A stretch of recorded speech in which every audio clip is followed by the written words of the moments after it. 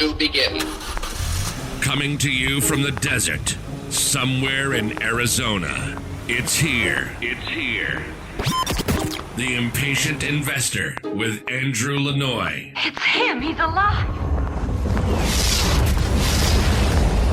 If you're looking for new ways to generate wealth and passive income, you're in the right place. You want it all, don't you? You're in the right place. This is the podcast for those wanting to take control and gain freedom through alternative investments. If you're following your mom and dad's investment advice, honey, I'm home. Yeah, this isn't the podcast for you. Do you know what time it is? Why, yes. Yes, I do. I know what you're thinking. This is going to be unbelievable. It's time for The Impatient Investor with Andrew Lanoy. Andrew Lanoy. Hey everyone, welcome back to another episode of The Impatient Investor. Living the American dream is not getting a high-paying job and working 60 plus hours a week and never spending time with your family or doing the things you love. I've told this story so many times and it couldn't be any more relevant than today. My grandfather, my dad's dad, grew up, got married, had 3 kids, lower middle class, owned a home, owned a car, put the kids through college, all on one salary. One of the biggest problems facing Americans today is that the cost of expenses have skyrocketed over the years and salaries are simply not keeping up with that. So let's look at a couple statistics. The first is from a recent consumer spending report. 50% of Americans spend more than they earn. Northwestern Mutual did a study and found that 1 in 3 Americans have less than $5,000 in savings. 33%, 1 in 3 Americans have less than $5,000. 1 in 5 Americans, about 21%, have no retirement savings whatsoever. And 1 in 3 baby boomers, about 33%, baby boomers are the generation closest to retirement,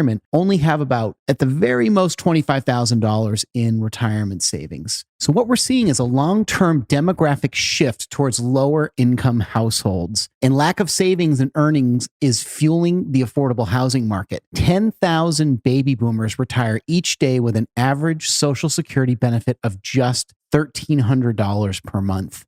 The U.S. Census Bureau stated that the annual median income for wage earners in the United States was $31,000 in 2016. So based on $31,000 total income, take home is going to be approximately $25,000 a year, depending on the tax bracket, or about $2,083 a month, leaving just over $600 a month for a housing allowance. The median rent for a 1-bedroom apartment in the United States is $1,234.43.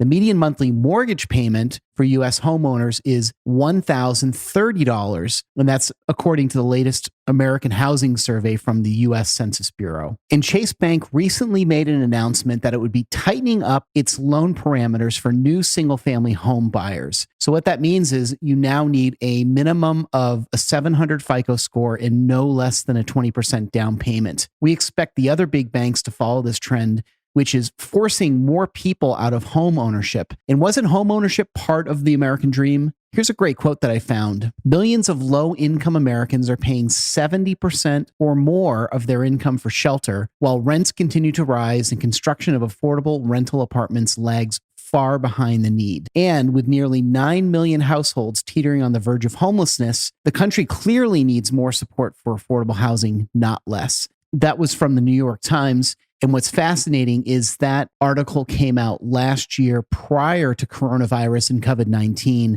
So clearly a lot more than 9 million households are teetering on the verge of homelessness. And let's talk about Social Security for a moment. 3/4 of Americans believe it's unlikely that Social Security will be available when they retire. The trust funds are projected to run out in 2033. So those who are retired would only receive a portion of the scheduled benefits. You can't be dependent on the Social Security Ponzi scheme. And by the way, 2033 is 13 years away. So what is the new American dream?